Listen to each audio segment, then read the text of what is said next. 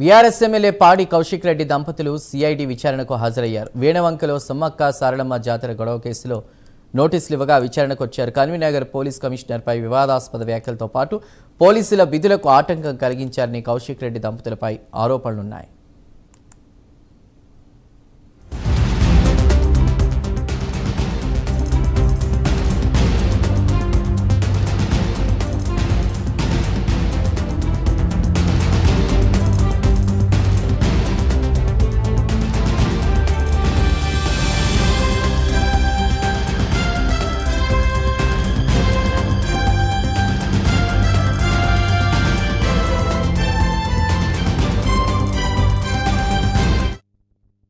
ఇది పూర్తి false case. నేను ఖచ్చితంగా అక్కడికి పోయి వాళ్ళని కూడా తప్పకుండా పోలీసు వాళ్ళని కూడా తప్పకుండా నేను కూడా ప్రశ్నిస్తా. నేను కూడా అడిగిన జవాబులు వాళ్ళు కూడా చెప్పాలా. ఇది పూర్తిగా అక్రమ కేసు. దీనికి సిఐడికి దీనికి సంబంధం ఏమున్నది? అసలు నా సతీమణికి నోటీసులు ఇవ్వాల్సినంత అవసరం ఏమున్నది? దీన్ని బట్టే ప్రజలందరూ కూడా అర్థం చేసుకోవచ్చు ఈ ప్రభుత్వం ఏ విధంగా నన్ను, నా కుటుంబ సభ్యుల్ని, మా బీఆర్ఎస్ పార్టీ కార్యకర్తలు అందరినీ కూడా ఏ విధంగా హరాస్మెంట్ చేస్తున్నారు అనేది మీకే స్వయంగా కనబడతా ఉన్నది. ఇలా అసలు మా బీఆర్ఎస్ పార్టీ కార్యకర్తలకు కూడా సిఐడి నోటీస్ ఇచ్చి పిలవాల్సినంత క్రైమ్ చేసింది ఏముందని చెప్పి నేను అడుగుతా ఉన్నాను. ఇక విచారణ అయిపోయిన తర్వాత తప్పకుండా మళ్ళీ వచ్చి డీటెయిల్ గా నేను కూడా మాట్లాడతా అని చెప్పి సందర్భంగా తెలియజేస్తాను. Thank you. జై తెలంగాణ, జై కేసీఆర్.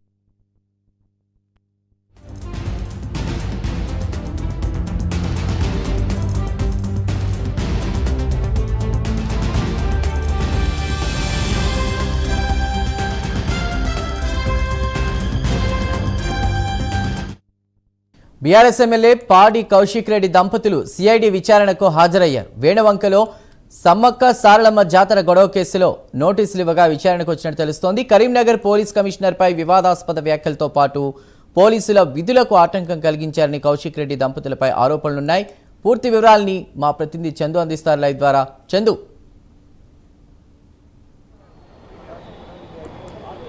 బీఆర్ఎస్ ఎమ్మెల్యే పాడి కౌశిక్ రెడ్డికి సిఐడి నోటీసు ఇచ్చిన క్రమంలో ఈరోజు ఆయన విచారణకు కొద్దిసేపటి క్రితమే హాజరయ్యారు. ఆయనతో పాటు ఆయన సతీమణి శాలిని రెడ్డి కూడా సిఐడి ఆఫీస్కి విచారణకు హాజరయ్యారు. ప్రస్తుతం సిఐడి ఆఫీసులో విచారణ కొనసాగుతూ ఉంది. ముఖ్యంగా చూసినట్టయితే హుజురాబాద్ నియోజకవర్గం వీణవంక మండలంలోని సమ్మక్క సారళమ్మ జాతర సందర్భంలో గొడవ కేసులో సిఐడి నోటీసులు కూడా ఇచ్చింది. అదేవిధంగా కరీంనగర్ పోలీస్ కమిషనర్పై వివాదాస్పద వ్యాఖ్యలు, పోలీసు విధులకు ఆటంకం కలిగించారనేటువంటి ఆరోపణలతోనే సిఐడి నోటీసులు కూడా ఇచ్చినట్టు తెలుస్తుంది. ఈ ఘటనకు సంబంధించి కౌశిక్ రెడ్డితో పాటు 16 మంది బీఆర్ఎస్ నాయకులకు కూడా సిఐడి నోటీసులు జారీ చేసింది. ఈ క్రమంలో నిన్న 6 బీఆర్ఎస్ కార్యకర్తలను కూడా సిఐడి దాదాపు 3 గంటల పాటు విచారించింది. ఈ క్రమంలోనే ఈరోజు కౌశిక్ రెడ్డి ఆయన సతీమణిని సిఐడి ఆఫీస్కి రావాలని కూడా నోటీసుల్లో పేర్కొన్నటువంటి క్రమంలో ఈరోజు కౌశిక్ రెడ్డి దంపతులు సిఐడి కార్యాలయానికి విచారణకు వచ్చారు. విచారణ ప్రస్తుతం జరుగుతుంది. కౌశిక్ రెడ్డి వచ్చేటప్పుడు గుర్తింపు కార్డు, సంబంధిత పత్రాలతో సహా సిఐడి ఆఫీస్కి రావాలని కూడా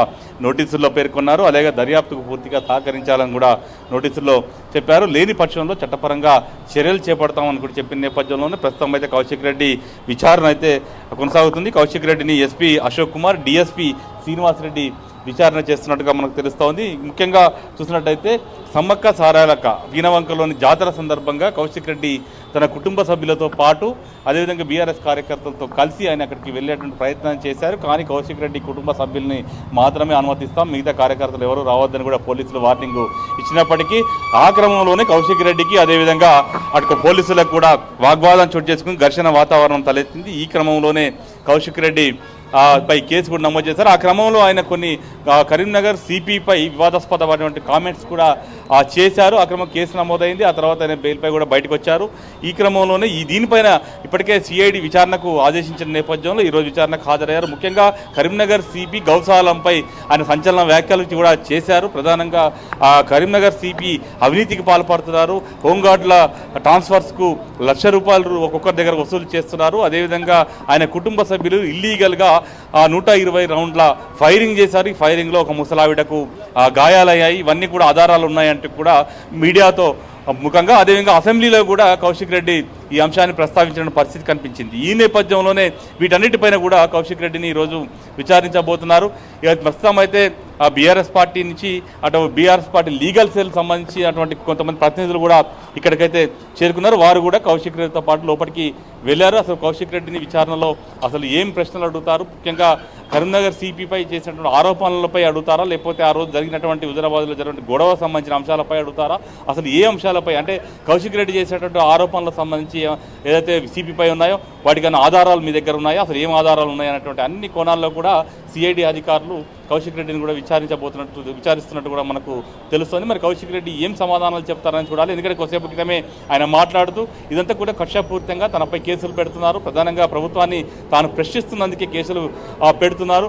అసలు సిఐడి విచారణ చేస్తే కరీంనగర్ సిపి పైన సిఐడి విచారణ జరపాలి, కానీ నా పైన తన భార్య పైన ఎందుకు విచారణకు నోటీసులు ఇచ్చారంటూ కూడా ఆయన ఆగ్రహం కూడా వ్యక్తం చేసిన పరిస్థితి కనిపించింది. మొత్తంగా చూసినట్టయితే విచారణకు సంబంధించి అయితే విచారణ సిఐడి ఆఫీసులో కొనసాగుతోంది. కౌశిక్ రెడ్డిని ఏం ప్రశ్నలు అడుగుతున్నారు, ఆయన ఏం సమాధానాలు చెప్తున్నారు అనేది మాత్రం చూడాల్సింది. చందు, అంటే ఈ విచారణ ఇదంతా కూడా ఎంతసేపటి వరకు కొనసాగే అవకాశం ఉంది?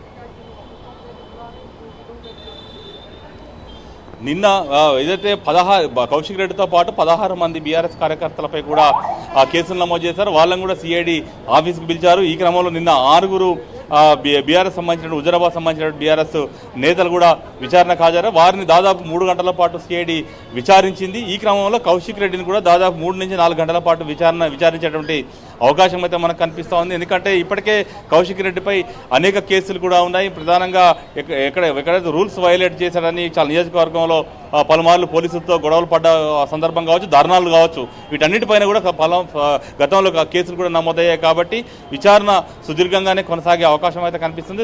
ఈ విచారణ సాయంత్రం వరకు కూడా కొనసాగే అవకాశం అయితే ఉన్నట్టు కూడా మనకు తెలుస్తూ ఉంది. Chandu, okay, right, thank you Chandu.